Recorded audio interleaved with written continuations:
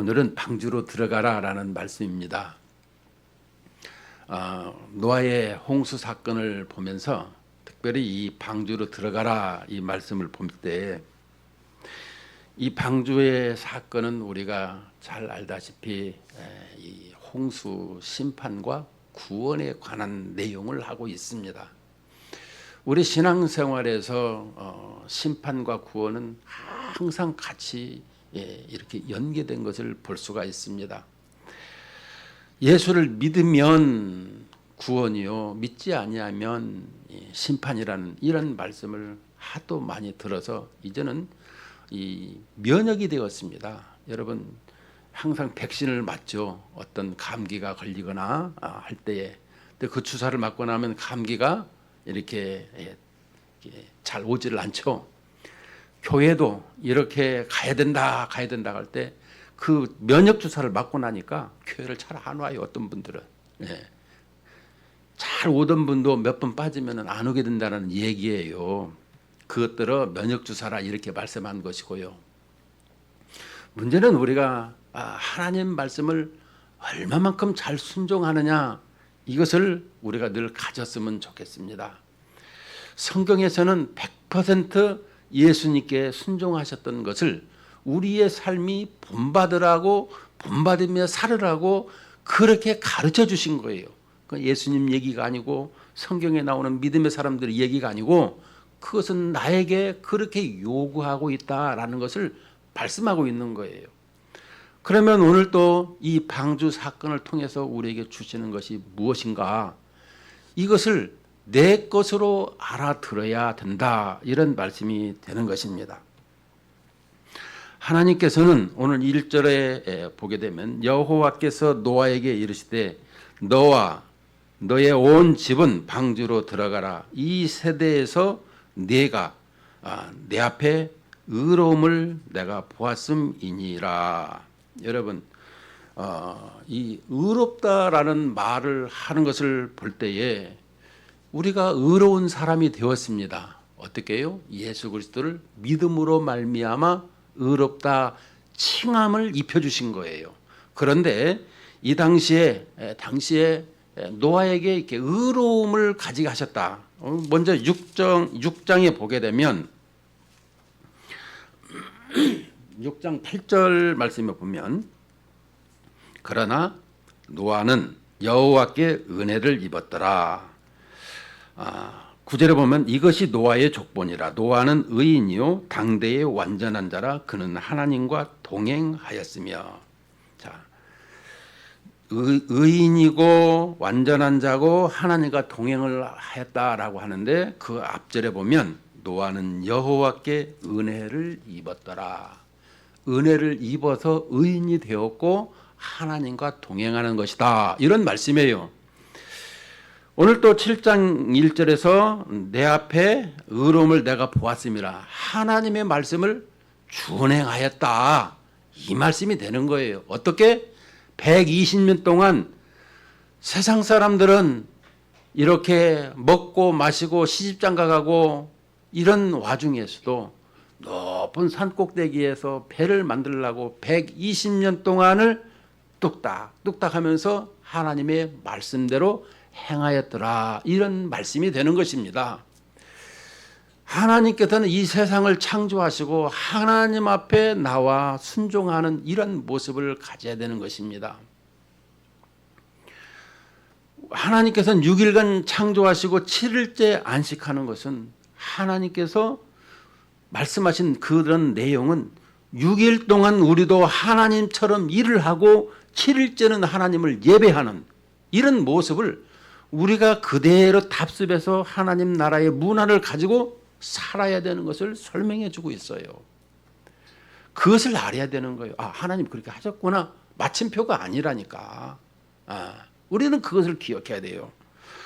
그래서 오늘 이 의로움을 보았는데 이제 노아에게 너는 모든 정결한 짐승 암수 7씩 부정한 것은 암수 2씩을 내게로 데려오며 공중의 새도 암수 7씩을 데려와 그 씨를 온 지면에 유전하게 하라. 자, 정결한 짐승 암수 7, 부정한 것은 암수 2씩을 내게로 데려오는데 왜 정결한 건 7이고 부정한 건 2씩일까? 어떤 학자가 이렇게 주석을 달아놨어요. 정결한 짐승은 하나님께 제사도 드려야 되고 씨도 보존해야 되고 또 이제 이 동물도 식용도 할 수 있어야 되니까 7씩을 했다. 그러면 이 부정한 둘씩은 뭐요? 그것은 조금 있으면 우리를 가리키고 있더라는 것을 볼 수 있어요. 우리가 부정한 사람들이라 이것을 알게 되게 해줍니다. 그래서 데려오며 이 3절에 보면 그 씨를 온 지면에 유전하게 하라. 이 씨를 항상 그러니까 이 모든 동물, 식물 모든 있는 것을 유전하게 하라. 누구에게? 사람에게. 우리 사람에게 그 모든 것을 명령하셨더라라는 것을 지금 볼 수가 있어요. 그래서 노아에게도 생육하고 번성하고 다스리라는 말을 나중에 홍수 후에 하는 것을 볼 수가 있는데요. 이처럼 우리에게는 그 모든 것을 다스리는 권한을 위임해 주셨더라는 것을 다시금 말씀하고 있더라라는 것입니다. 그래서 지금부터 7일이면 내가 40주야를 땅에 비를 내려 내가 지은 모든 생물을 지면에서 쓸어버리리라. 노아가 여호와께 자기에게 명령하신 대로 다 준행하였더라. 항상 우리는 하나님의 말씀을 준행하는 것을 늘 생각을 해봐야 되는 것은 창세기 2장 1절에 보면 만물이 다 이루어지니라 라고 하는 그 만물이 원어에서는 아미, 이 군대가 다 이루어졌다 이렇게 가르치고 있다고 그랬어요. 그러면 군대에서 원하는 것은 항상 상명하복이라는 것, 그냥 뒤로 돌아오면 총으로 쏜다라는 것을 가르치고 있죠. 그러므로 우리에게는 하나님께서 모든 것이 예만 된다고 고린도 후서에서 사도 바울은 모든 말씀이 예야 예 이렇게 가르치고 있어요. 아니오라는 말이 없어요. 근데 우리는 하나님 말씀을 너무 가볍게 여기고 너무 간과하고 있지 않는가? 간과가 뭐예요? 보고도 못 본 척은 나라는 거예요. 우리 신앙생활이 이 노아에게 있어서 다 준행하였더라. 그래서 6절 보니까 홍수가 땅에 있을 때 노아가 600세라. 노아는 아들들과 아내와 며느리들과 함께 홍수를 피하여 방주에 들어갔고, 이 방주가 7장에서는 7번 나와요. 1절, 7절, 9절, 13절, 15절, 18절, 23절 이렇게 7번 방주라는 것이 나와요. 자, 근데 이 방주에 대해서 얘기하려고 하면 먼저 이 성경에 방주가 몇 번 나왔나 보면 2번 나왔어요. 2번.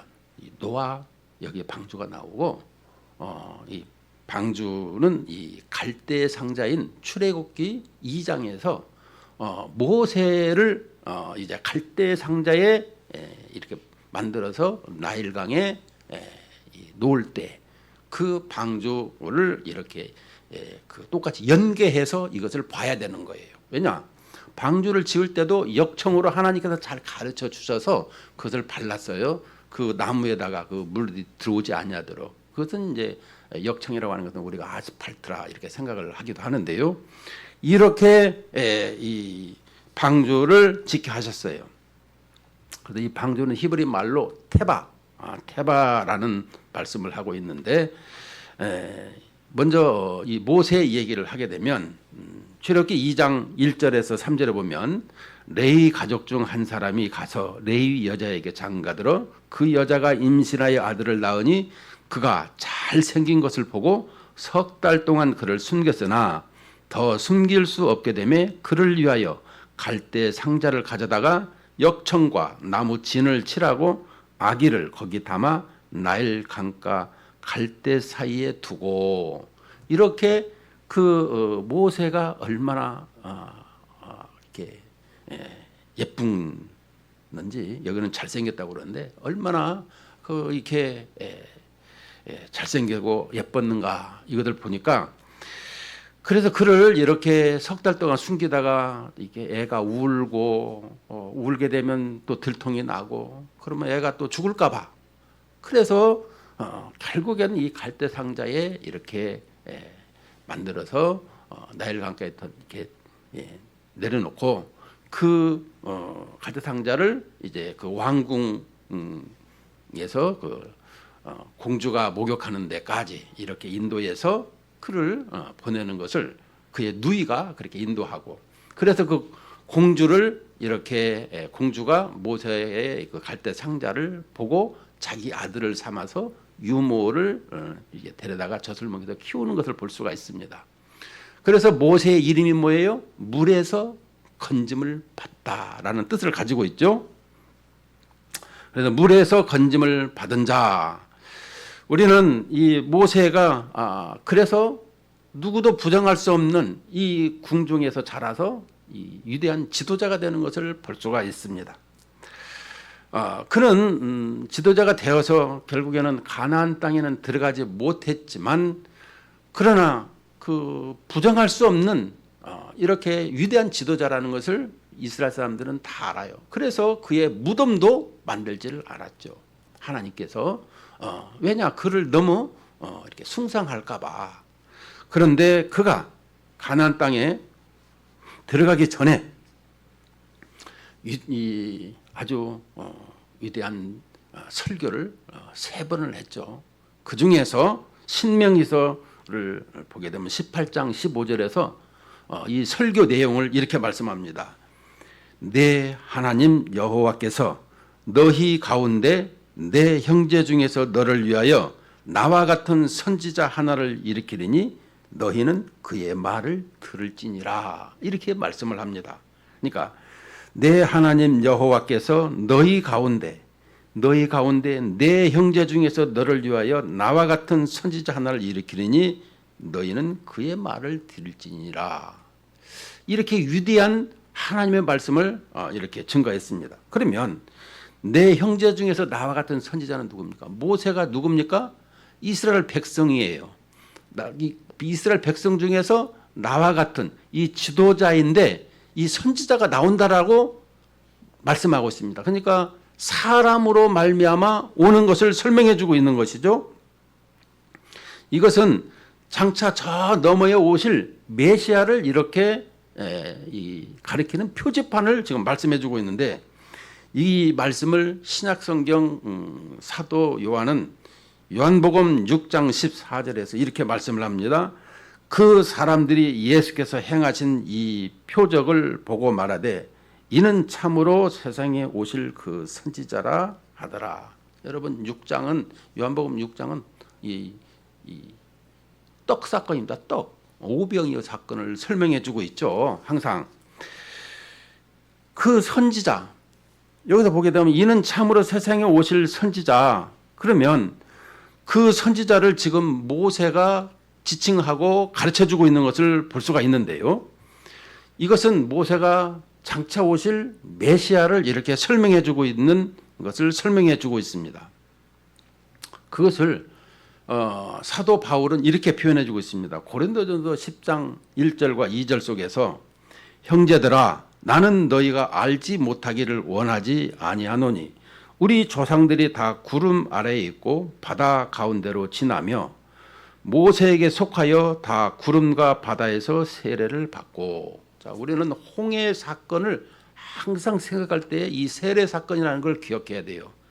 이스라엘 백성 장정만 60만 명이고 그의 어린아이와 또 이 노인들과 또 여자들을 합치면은 대략 뭐 200만이라고도 하고 300만 명이라도 하고 그러는데, 하여간 우리에게는 이런 많은 사람들이 그 홍해바다를 건너오면서 다 세례를 받았더라. 하나님의 백성 되는 조건을 설명해 주고 있어요. 우리에게 하나님을 이렇게 하나님 나라에 들어가는 것을 설명할 때마다 항상 우리에게 그 세례라는 것을 설명하고 있는데, 이 세례는 물세례 받고 들어가는 것이 아니고 그 물세례는 표지고 성령 세례를 받고 성령의 기름 부음을 받고 하나님 나라에 들어가는 거, 권속이 되는 거예요, 우리가. 그런데 이 이스라엘 백성들이 나오면서 홍해 바다를 건너면서 바로 이 세례를 받았는데 누구에게 속하여? 모세에게 속하여. 모세에게 속하여 다 구름과 바다에서 세례를 받았더라. 그럼 모세가 어떤 사람이에요? 지도자라는 것이죠. 이스라엘의 지도자. 그러면 예수 그리스도께서 장차 이 오실 것을 말씀하는 것은 예수 그리스도께 속하여 이렇게 이것을 우리에게 설명해 주고 있습니다.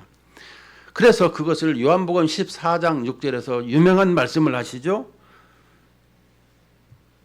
요한복음 14장 6절에 예수께서 이르시되 내가 곧 길이요 진리요 생명이니 나로 말미암지 않고는 아버지께로 올 자가 없느니라.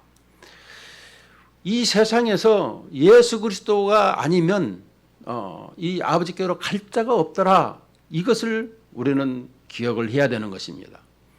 그래서 사도 베드로는 그 사도행전 12장에서 이렇게 말씀하죠. 다른 이로서는 구원을 받을 수 없나니 천하 사람 중에 구원을 얻을 만한 다른 이름을 우리에게 주신 일이 없음이라 하였더라.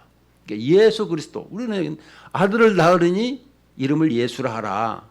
이 마태복음 1장 21절에서 말씀하잖아요. 예수라는 단어는 전 세계에 똑같이 공용어로 쓰고 있습니다. 영어로는 뭐 지저스라고 하지만 원래 라틴어는 예수스, 예수라는 말이거든요. 헬라에도 예수. 그래서 전 세계가 예수라는 이름은 공용어로 이렇게 사용하고 있는데요. 우리가 이 예수라는 이름은 뭐예요? 구세주라는 뜻이죠. 이는 저가 자기 백성을 죄에서 구원할 자라라고 하는 구세주라는 뜻이라는 거예요. 온 세상이, 그래서 지금도 2025년 이 얘기를 할 때마다 온 세상이 이게 천하가 다 이 놀라웠게 하나님께서 세상을 만드시고 이 땅에 임하신 사건, 그것도 몸으로 임하셔서 신인, 보이지 않는 신인 하나님께서 육신을 입고 우리 가운데 임하신 것을 설명해 주고 있는 거예요. 이 기독론을 우리가 잘 알아야 신앙생활을 바르게 할 수 있어요. 예수님은 어떤 분이신가? 하나님이신데 사람의 몸을 입고 이 땅에 오셔서 우리의 죄를 대속하러 오셨더라라고 하는 것이 이게 힘을 발휘할 수 있어야 된다는 거예요. 내가 신앙생활하면서 그냥 가벼운 말로 던지는 말이 아니라 뼛속에서 나오는 말이 돼야 된다, 이런 말이 되는 것입니다. 그게 원동력이 돼야 돼요.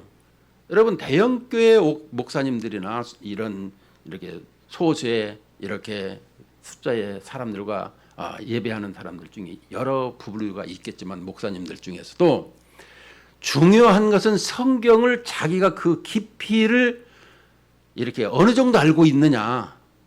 저는 이렇게 무슨 아이빔이라든가 이렇게 기둥이 아주 든든히 선 이런 모습을 가지고 이렇게 설교를 해야 그 말씀에 힘을 발휘할 수 있다. 이걸 가질 수 있는 거예요. 우리 성도들도 마찬가지라는 것입니다. 신앙생활할 때 인자가 온 것은 섬김을 받으려 함이 아니라 도리어 섬기려 하고 많은 사람의 대성물로 주려 함이라 라고 하는 예수 그리스도 이 땅에 오신 목적을 분명하게 설명한 것처럼 우리도 그 부분을 분명하게 주님의 말씀을 받아서 쓸 수 있어야 되고 그것이 이렇게 일상이 되고 매일의 우리의 삶의 그런 표준이 되어야 된다, 이런 말씀이 되는 거예요. 그냥 남의 말이고 그냥 흘려가는 것이 아니라 그 말이 내 걸로서 나는 그 어떤 것이 있을지라도 흔들리지 아니하는 이런 신앙생활. 여러분, 선교를 나가게 되면 이렇게 생명을 걸고 이렇게 개종을 하는 사람들이 있어요. 이슬람권이나 공산권에서 내가 여기서 세례를 받고 나면 내 생명이 어쩌면 죽을 수도 있다. 그런데도 불구하고 나는 세례를 받겠습니다. 부들부들 떨어. 세례를 받을 때 다시 생각을 해봐라. 하고 났을 때 담당이 아닙니다. 받겠습니다. 그때 세례를 줘요. 이런 것을 보면서 우리 신앙생활도 그런 모습이 이렇게 있어야 된다는 거예요. 노아에게 의인이라는 칭호를 들은 것을 볼 때마다 우리도 다 지금 믿음의 사람으로서 우리에게 많은 얘기를 들었잖아요. 이렇게 믿음으로 말미암아 의인이 된 것은 이렇게 그 가운을 입었듯이 속은 이렇게 아닌데 믿음으로 말미암아 그렇게 인정해 주고 있더라. 얼마나 감사한지 몰라요. 네. 우리는 그런 것을 항상 신앙생활에 깊이 가지고 있어야 되는 것입니다. 오늘 우리에게 이렇게 그 얘기하는 모든 것을 보면서 그 방주로 들어가는데도 일주일간을 이렇게 기다리는 것을 볼 수 있습니다. 이제 7절, 9절, 10절을 보게 되면 하나님이 노아에게 명하신 대로 암수 둘씩 노아에게 나와 방주로 들어갔으며 7일 후에 홍수가 땅에 덮이니, 자, 이게 들어갔는데 7일 후까지로 또 기다리고 있어요. 우리가 이 120년 얘기를 할 때마다 여기 6장 3절 말씀을 하고 있습니다. 6장 3절에 보면 여호와께서 이르시되 나의 영이 영원히 사람과 함께하지 아니하리니 이는 그들이 육신이 됨이라. 그러나 그들의 날은 120년이 되리라 하시니라. 이 120년이라고 하는 것은 이제 그 120년 후에 심판이 임하는 것도 있고 우리의 인생이 120살로 줄어드는 것도 있어요. 그래서 모세가 120세로 이렇게 끝나는, 그리고 많은 사람들이 다 120세가 되지 않고 이렇게 죽는 이런 모습이 있는 것을 보는데요. 이 7일 동안에도 120년 동안에 이렇게 방주를 만드는 동안 기다려 주었을 뿐만 아니라 다 들어갔지만 7일 후에도 그 땅에 덮이리니 하고 그 기간도 유예 기간으로 사람들이 돌아오기를 기다리시는 하나님의 사랑을 우리는 기억할 수 있어야 되는 것입니다. 그래서 노아가 600세 되던 해 둘째 달 곧 그달 11의 날이라 그날에 큰 기쁨의 샘들이 터지며 하늘의 창문들이 열려 40주야를 비가 땅에 쏟아졌더라. 하늘의 창문이 열려. 여러분 우리가 가장 높은 산이 몇 메타예요? 히말라야 산맥이 뭐 8,800m 이렇게 얘기를 하죠. 그러면 지금부터 이 9,000m 이 정도 되는 데까지 물이 잡혔더라. 이것을 설명하면 그 물이 어디서 나오느냐? 하나님께서는 궁창, 우리가 이 지구를 하나님께서 만들 때에 궁창이다. 하늘에도 바닷물이 있었어요. 이 땅에도 물이 있었고 하늘에도 바닷물이 있었어요. 그래서 그 바닷물을 창을 냈더라. 창문을. 그러니까 그냥 그 물이 어떻게 표현할까요? 그냥 창문을 열어서 그냥 계속 물이 쏟아지는 걸 설명해 주고 있는 거예요. 또 바닷물에서도 이렇게 밀려오게 만들어서 이 세상이 온전히 다 덮이는 이렇게 그 심판을 받게 되었더라라고 설명해 주고 있습니다. 그러니까 우리가 그런 물이 어디서 나왔을까 얘기를 하는데, 그래서 그 물이 쏟아짐으로 말미암아 오존층으로 사람이 뭐 이렇게 수명이 단축되었다. 어떤 학자는 또 그렇게 말하기도 하지만 문제는 그 말이 중요한 것이 아니고, 이렇게 하나님께서 우리 인류를 잘 살게 만들어 주셨음에도 불구하고 우리가 이렇게 범죄로 말미암아 그 오존층이 이렇게 내려앉는 이런 모습을 그 하늘의 궁창에 있는 물이 다 홍수로 쏟아지게 하는 이런 모습을 통해서 이 온 세상이 물로 심판을 당하는 것을 볼 수가 있습니다. 자, 그래서 이 13절에 보면 곧 그날에 노아와 그의 아들 셈, 함, 야벳과 노아와 그의 아내와 세 며느리가 다 방주로 들어갔고 그들과 모든 들짐승이 그 종류대로 모든 가축이 그 종류대로 땅에 기는 모든 것이 그 종류대로 모든 새가 그 종류대로 무릇 생명의 기운이 있는 육체가 둘씩 노아에게 나와 방주로 들어갔으니. 자, 이 노아에게 나와서 방주로 들어갔어요. 근데 그 정결하고 이렇게 부정한 모든 것들이 방주로 들어가는데 하나님께서 그 모든 것을 다 인도하신 것을 볼 수가 있어요. 방주도 실은 하나님께서 지으라라고 설계도를 주시고 노아는 그대로 행하신 것을 볼 수 있어요. 그래서 이 배의 선장은 누구냐면 하나님이에요. 우리는 그대로 순종하는 것이고요. 자, 그런데 16절에 보면 들어간 것들은 모든 것의 암수라 하나님이 그에게 명하신 대로 들어가매 여호와께서 그를 들여보내고 문을 닫으시니라. 문제는 우리에게 이제 15, 16절의 그 내용을 보게 되면 방주로 들어가는 모습을 한번 상상을 한번 해보세요. 그 사나운 짐승 뭐 코끼리, 사자 뭐 그 들어갈 때 어떻게 들어갔을까? 그냥 하나님이 들어가라니까 다 들어가게 되었다라는 것을 우리는 기억할 수 있어야 되는 것입니다.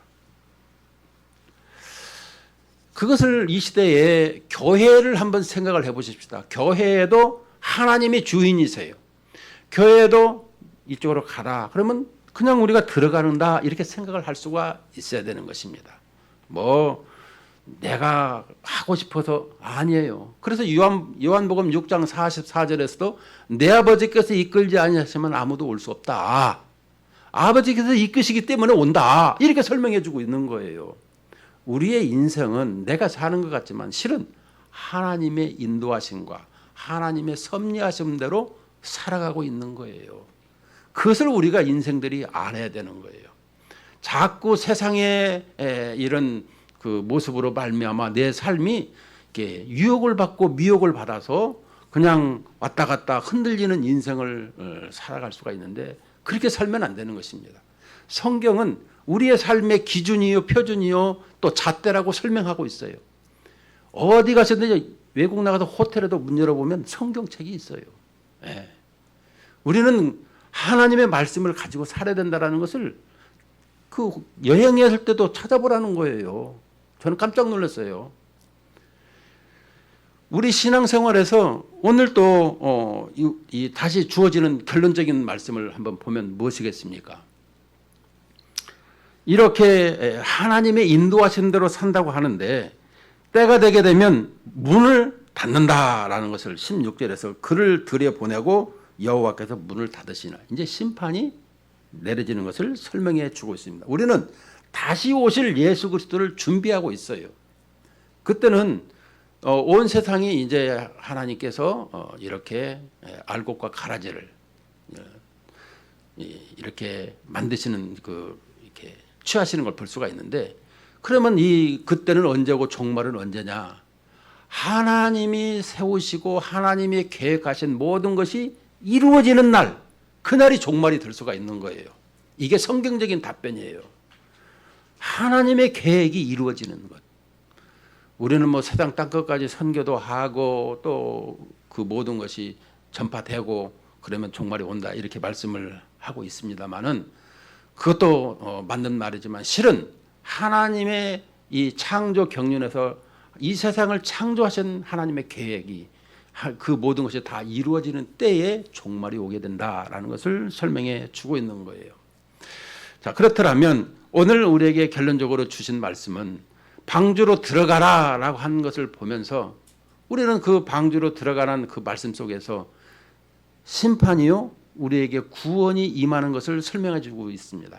무엇이냐 그러면 이제 그 방주로 들어가서 나오는 것을 보게 되면 아까 다 못한 것이 뭐냐 그러면 그 부정한 짐승은 어떻게 되냐면 이 정결한 짐승으로 말미암아 이 제사를 드리는데 그 제사로 말미암아 이 부정한 짐승이 정결함을 받는 것을 설명해 주고 있는 것인데 그것은 예수 그리스도로 말미암아 정결하신 의로우신 하나님의 아들 예수님의 그 십자가의 피로 말미암아 우리가 이 깨끗함을 입는 이런 사건을 예편으로 설명해 주고 있는 거예요. 그래서 예수님께서 이 땅에 오셔서 그 나인성 과부의 아들 그 상여를 딱 댈 때에 유대의 법으로는 율법으로는 이 부정한 것에 손을 대면 나도 부정해. 그래서 안 돼야 되는데 예수님은 어떻게 하셨어요? 예수님은 그 모든 것을 새롭게 하시는 전능하신 분을 우리에게 설명해 주고 있죠. 또 한 가지는 우리가 혈루증 여인에게도 마찬가지고 잡기만 해도 낫겠다고 하는 그런 믿음을 가지고 나갈 때에 고침을 받은 사건을 볼 수가 있죠. 저는 그 성경 창세기 1장 1절에서부터 계시록 22장 22절까지가 모두가 다 예수 그리스도의 관한권이라고 설명을 했어요. 지난 시간에도 말씀했듯이 태초에 하나님이 천지를 창조하시나 이 태초에 브레시트라는 단어가 이 고린도전서 15장 20절에 보면 그리스도의 부활의 첫 열매를 얘기했을 때 그 첫 열매가 이 같은 단어요, 용어로 이렇게 똑같이 시작이라는 것으로 설명해 주고 있어요. 예수님으로 말미암아 시작되는 이 부분을 우리가 기억할 수 있어야 되는 거예요. 그래서 구약의 그리스도라는 이 많은 주석학자들의 책도 많이 나오지만 여러분들이 그것을 기억할 수 있어야 돼요. 창세기에서부터 계시록까지 몽땅 예수 그리스도에 관한 책인 것은 이스라엘 백성들이 이 시내산에서 모세에게 율법을 받아서 우리가 왜 여기 왔고 우리 조상들은 원래부터 어떻게 됐고 이 세상은 어떻게 태어났고 하나님은 누구시냐, 이것이 모세에게 하나님께서 기록해 하셔서 모세 오경을 통해서 우리가 안 것 아니겠습니까? 그래서 3,500년 전에 성경이 주어져서 우리가 알 수 있는 거예요. 마찬가지로 오늘 우리에게 이 천지를 만드신 전능하신 하나님께서 우리에게 요구하시는 것은 항상 예배를 원하시고 있고 하나님 말씀에 준행하는 것을 원하고 있는 것을 항상 동행하는 이런 모습을 원하고 있다는 것을 말씀하고 있어요. 우리는 신앙생활하면서 예배는 예배로 끝나고 내 것은 내 것으로 간다. 여러분 그렇게 살면 안 되는 거예요. 항상 신전신앙 하나님 앞에서 내가 살아간다는 것을 끊임없이 가지고 있어야 되는 거예요. 그럴 때 내 신앙이 성장하고 성숙하는 거예요. 항상 예배 드리는 1시간 오늘 또 할 일 다 했다라는 것으로 생각하면 안 돼요. 오늘 결론 속에서 뭐가 되겠습니까? 120년 동안에 하나님의 말씀을 준행한 노아, 일상생활에서 다른 사람들은 먹고 마시고 시집장가 가지만 노아만큼은 매일매일 하나님의 말씀을 의지해서 살았다는 것을 볼 수가 있어야 된다는 것입니다. 예수님께서 이 땅에 오셔서도 우리에게 죽기까지 이 잔을 옮겨 주시옵소서, 그러나 내 뜻대로 마시고 아버지의 원대로 하옵소서 하는 것을 볼 때마다 우리의 신앙생활도 이런 모습으로 항상 살아야 된다라고 말씀해 주고 있습니다. 우리 신앙생활 여러분 흔들리지 아니하고 날마다 일상 속에서 나에게 주신 그 삶의 지역이 내가 복음을 증거하는 그런 모습으로 살아야 된다고 말씀하고 있는 것입니다. 그러니까 내가 가지고 있는 직장과 가정과 또 어떤 공동체와 어떤 만남 이런 모든 것에서 그리스도의 이름을 내가 드러내는, 예수 믿으세요. 그것도 좋죠. 그러나 예수 믿는 자로서의 그런 것을 삶을 드러내는 이런 모습으로 살아야 된다, 이렇게 말씀해 주고 있습니다. 이런 말씀으로 항상 승리하시기를 주의 이름으로 축복합니다.